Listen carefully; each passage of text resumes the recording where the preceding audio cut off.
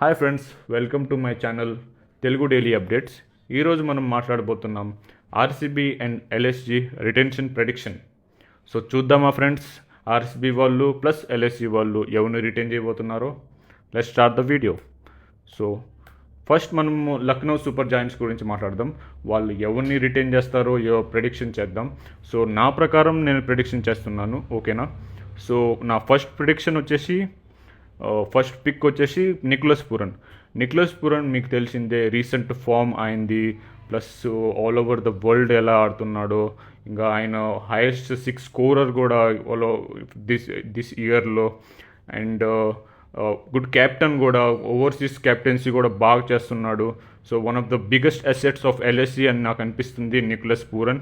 ఆయన కరెంట్ ఫామ్లో కానీ 2025లో కానీ కరెంట్ ఫామ్ కానీ నడిచిందనుకో ఇంకా ఎల్ఎస్జీకి పండగే.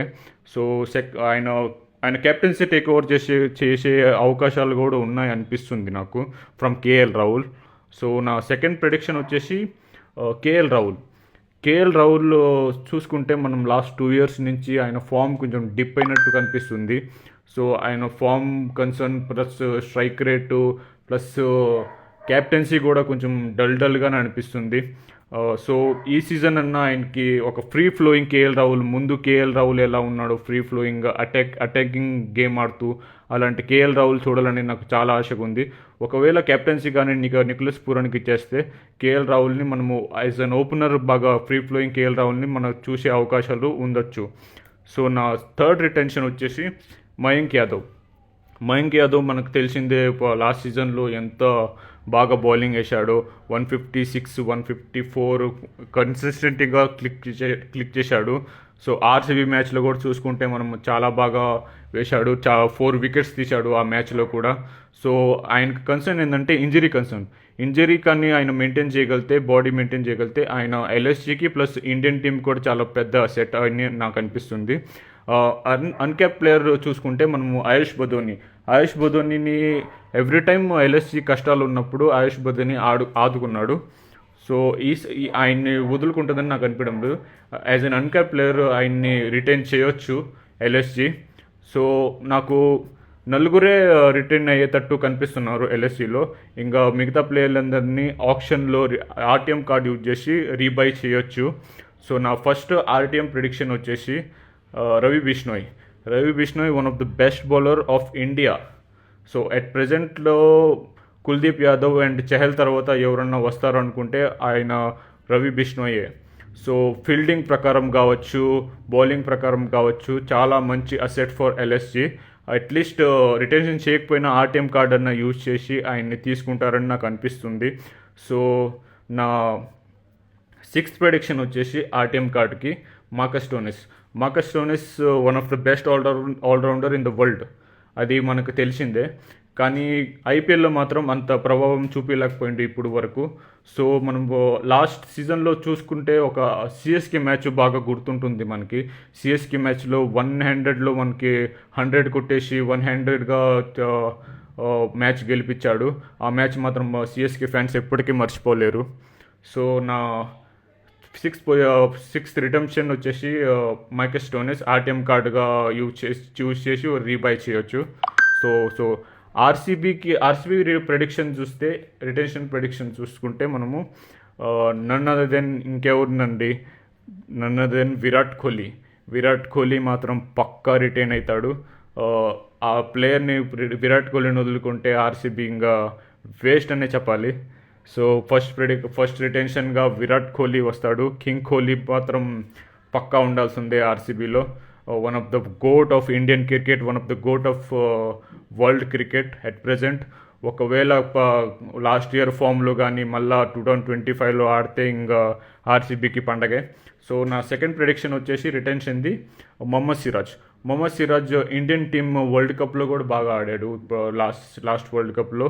అండ్ లాస్ట్ ఐపీఎల్లో కూడా పర్వాలేదు, కొంచెం బాగానే ఆడాడు. సో ఇప్పుడు ప్రజెంట్ ఫామ్ చూసుకుంటే మొహమ్మద్ సిరాజ్ ఫామ్ కూడా చాలా బాగుంది.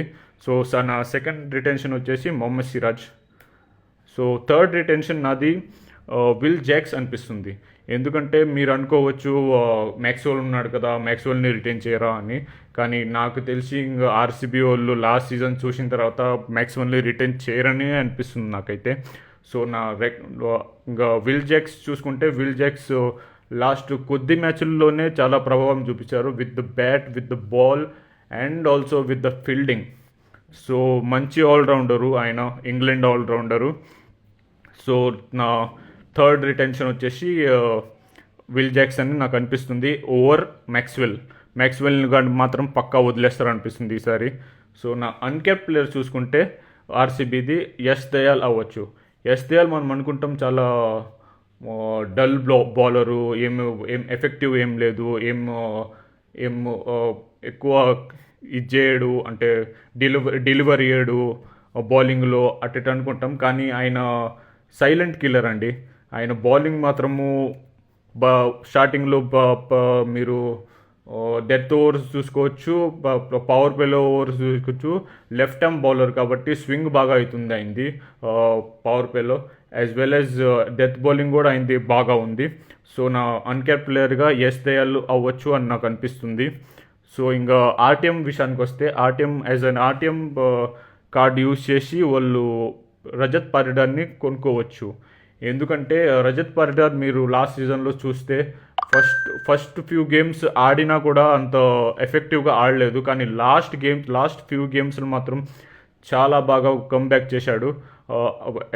నాకు తెలిసి ఆయన వల్లే వాళ్ళు ప్లే ఆఫ్స్కి పోయారు అనిపిస్తుంది నాకు. One of the biggest hand of RCB వాళ్ళు ప్లే ఆఫ్ పోవడానికి లాస్ట్ సీజన్లో.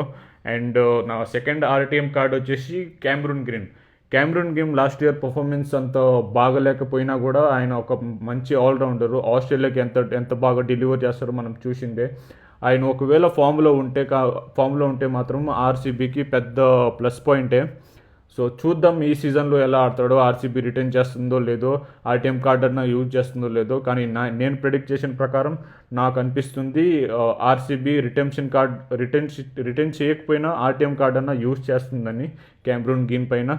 సో ఇది అండి నా video. Thank you for watching my video and please like చేయండి, షేర్ చేయండి, సబ్స్క్రైబ్ చేయండి. Thank you very much.